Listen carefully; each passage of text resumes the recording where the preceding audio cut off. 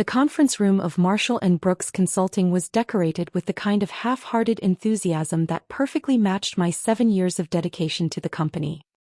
Congratulations. Banner hung slightly crooked and store-bought cupcakes sat in plastic containers, all for my supposed promotion to senior account manager. I straightened my blazer and checked my phone one last time. 3 unread emails from the board of directors, confirming Monday's announcement. If David Marshall, my soon-to-be former boss, only knew what those emails contained. Everyone gather around. David's voice boomed across the room. He stood at the front, his expensive suit and carefully styled hair screaming corporate success. Beside him stood Jessica Chin, who joined the company just 3 months ago. I should have seen it coming. The way David had been mentoring her, the private meetings, the special projects. But I'd been too busy actually running the company while he took credit for my work. As you all know, we're here to announce some exciting changes in our management structure. David began, his smile not quite reaching his eyes. Sarah has been with us for 7 years and we've all appreciated her consistent performance. Consistent. Like it was a bad word. Like transforming our failing Asian market division into a profit powerhouse was just consistent. However, he continued, in business, we must recognize exceptional talent when we see it. In just 3 months, Jessica has shown extraordinary initiative and leadership potential. Jessica beamed, her designer dress probably worth more than my monthly salary. She'd spent more time networking in the executive lounge than actually working on accounts. Therefore, I'm excited to announce that the position of senior account manager will be going to Jessica Chin. The room erupted in polite applause. A few colleagues shot me sympathetic glances, while others quickly avoided eye contact. But sir, someone spoke up, Tom from accounting, bless his honest soul. Wasn't this supposed to be Sarah's promotion party? David's smile tightened. Plans change. Sarah understands that, don't you, Sarah? All eyes turned to me. 7 years of being underestimated, overlooked and passed over flashed through my mind. 7 years of watching less qualified people climb the ladder while I actually kept the company running. I smiled. Of course. Congratulations, Jessica. That's the spirit. David clapped. Now, Sarah will be transitioning her accounts to Jessica over the next few weeks. If only he knew that I'd spent the last month transferring those accounts to my new company. The one I'd built quietly while they weren't looking. The one that would be announced as Marshall & Brooks' new owner on Monday morning. Actually, I said, maintaining my pleasant smile, I took the liberty of preparing detailed files on all my accounts. They're in your email now, Jessica. How efficient. Jessica gushed, probably already planning to take credit for my work just like David had done for years. 7 years of institutional knowledge, I added. Everything you need to know about our clients, their preferences, their histories. What I didn't mention was that those clients had already signed with my new company, effective Monday morning.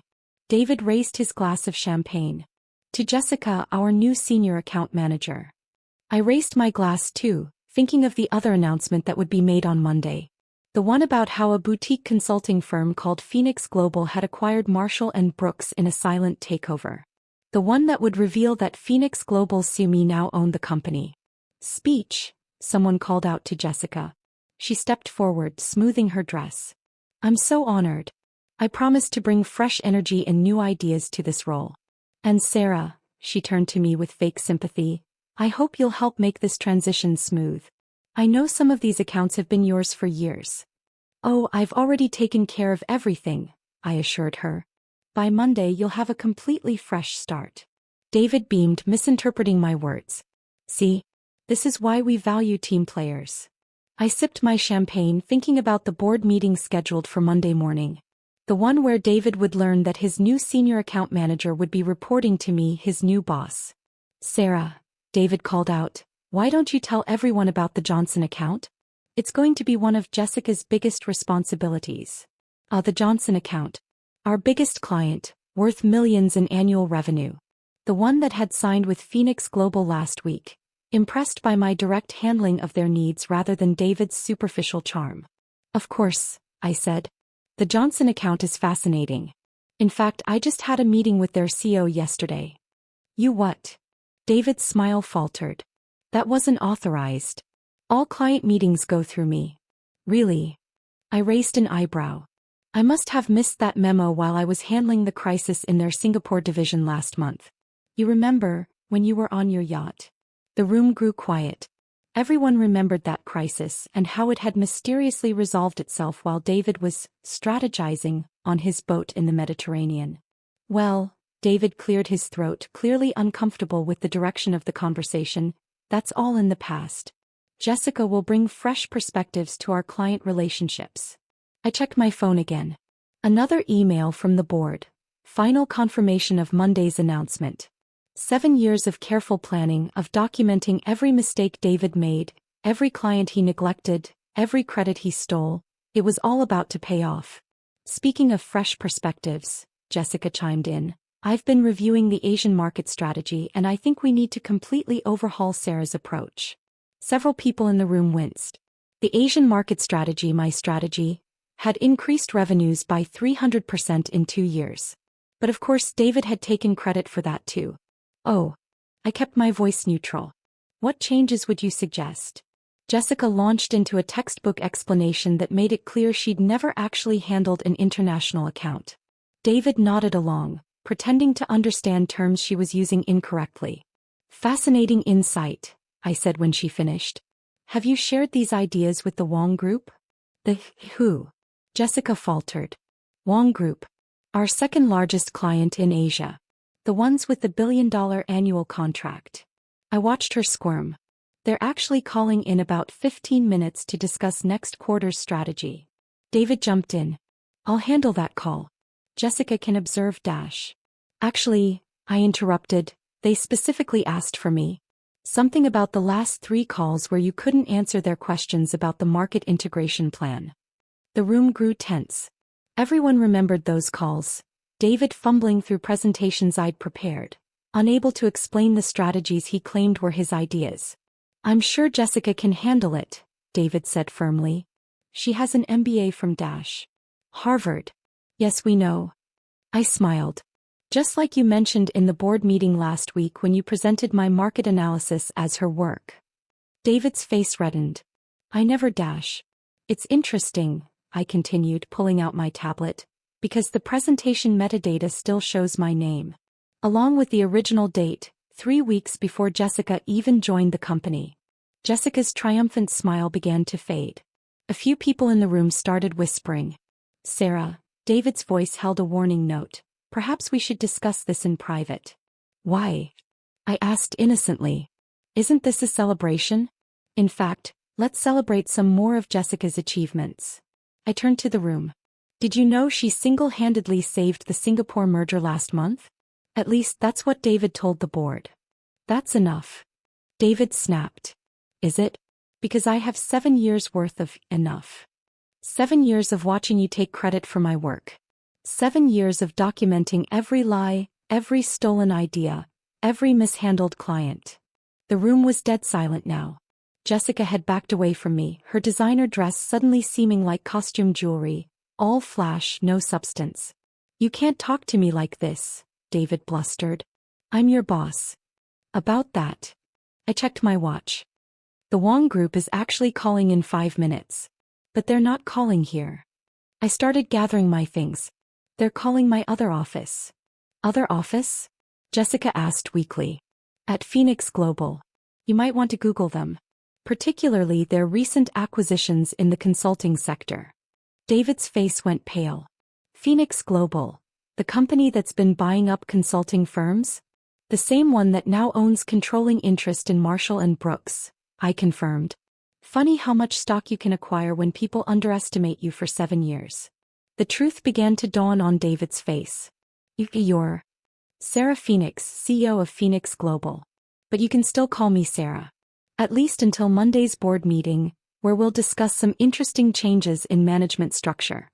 The conference room had transformed from a half-hearted celebration into a tableau of shocked faces and dawning realizations. The congratulations banner seemed to mock David and Jessica as they struggled to process what was happening. This is impossible, David finally managed. You're just Sarah. Just Sarah. I set my tablet on the table, displaying a series of documents. Let's talk about just Sarah. In the past 7 years, I've personally handled 82% of our major accounts. I've developed strategies that increased our revenue by 400%. I've built relationships with clients who now trust me, not the company. Jessica, trying to salvage something, stepped forward. But I have an MBA from Harvard. Yes, we covered that. I pulled up more documents. You know what I have? 7 years of proof that David has been systematically taking credit for other people's work. Not just mine. Everyone in this room has had their ideas stolen at some point. Heads nodded around the room. Tom from accounting spoke up again. The cost-saving initiative last year was your idea, I confirmed. Just like the digital transformation strategy was Maria's, and the client retention program was John's. I looked at David. Would you like me to continue? David's face had turned an interesting shade of gray. The board will never dash. The board already has. I projected an email onto the wall screen. They've been investigating you for months. Did you really think all those routine audits were routine? Every document request, every meeting, they were building a case. A case for what? Jessica asked, her voice small. Corporate fraud. Misappropriation of intellectual property. Client mismanagement. I listed off the charges calmly. The board needed proof before they could act. I gave them 7 years' worth. The room erupted in whispers. David grabbed his phone, presumably to call his contacts on the board, only to find his access already revoked. Oh, and Jessica? I turned to her. Those accounts you were so excited to handle? The clients have already signed with Phoenix Global. They followed me, not the company name. But my promotion. He stammered. Congratulations. You're now senior account manager of an empty client list. I checked my watch again. The Wong Group call is in 2 minutes. Would you like to handle it? I'm sure your 3 months of experience and Harvard MBA have prepared you for a billion-dollar negotiation in Mandarin. She collapsed into a chair, her designer dress suddenly looking like a child's costume. Everyone, I addressed the room, check your emails. You'll find 2 documents. One is a complete record of your work that David claimed as his own. The other is an offer letter from Phoenix Global, with a significant raise and proper credit for your innovations. Phones came out immediately. Gasps and excited murmurs filled the room as people saw their true value finally recognized. You can't poach my entire staff. David shouted. Your staff. I raised an eyebrow. Let's ask them. Who here has had their work stolen by David? Who's been passed over for promotion in favor of his country club friends? Who's tired of watching mediocrity rise while talent is ignored? Every hand in the room went up. This is a hostile takeover, David sputtered. No, David. This is karma. I opened my laptop as it chimed with an incoming call. Now, if you'll excuse me, I have a billion-dollar call with the Wong Group. In Mandarin. Without a translator. Wait. Jessica called out as I headed for the door. What about me? I paused. You know, Jessica, in your 3 months here you've shown exactly who you are. Someone who values appearance over substance, who thinks networking matters more than actual work. I looked at her designer dress, her perfectly manicured image. But here's the difference between us. I'm offering you a choice. A choice. Stay with Phoenix Global. Start at the bottom. Learn the business properly, earn your position instead of sleeping your way into it. She gasped at the direct hit. Oh yes, I know about you and David. Just like I know about the 3 other firms where you pulled the same routine. I pulled up more documents. Background checks are fascinating things. David stepped forward, one last attempt at authority. You'll regret this. My contacts dash. Your contacts already know. I cut him off. They've known for weeks. Why do you think none of them returned your calls about the mysterious stock purchases? The Wong Group call was now ringing on my laptop. Monday morning, 9 a.m. sharp, I announced to the room. Phoenix Global's downtown office. Those who want real careers, not just titles, are welcome to join us. I looked at David and Jessica. Those who don't, well, I hear there's an opening for a valet at the country club.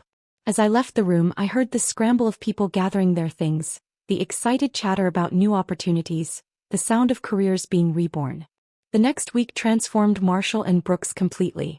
The board announced the acquisition by Phoenix Global with me as CEO. David and Jessica didn't show up Monday morning. Last I heard, they were trying to explain to their country club friends why their memberships had been revoked. The Wong Group call? We closed a deal worth twice our previous contract. Turns out clients appreciate dealing directly with the person who actually does the work. My old team flourished under Phoenix Global. Tom's accounting innovations saved millions. Maria's digital strategy revolutionized our Asian operations. John's client program became industry standard. And that crooked "congratulations" banner? I had it framed. It hangs in my office as a reminder that success isn't about titles or promotions. It's about building something real, something lasting. 6 months later, I hosted a different kind of celebration.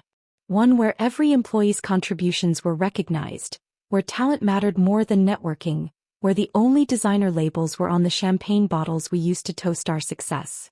David tried to sue, of course. His case fell apart when faced with 7 years of meticulously documented evidence. Jessica attempted to land another executive position, but found that her reputation had preceded her. The lesson? Sometimes the person you underestimate is exactly the person you should fear most. Sometimes the quiet one in the corner doing the actual work while others take the credit is building something bigger than you can imagine. And sometimes the best revenge isn't a promotion. It's watching everyone finally see you for who you really are. As for me, I kept my old desk right there in the open office. Because real power isn't about corner offices or fancy titles. It's about building something worthy of those 7 years of patience. It's about creating a place where talent rises, where work matters more than appearances, where the only politics is the politics of excellence. And most importantly, it's about showing everyone who ever doubted you that success isn't given. It's earned, one careful step at a time, even when no one's watching. Especially when no one's watching.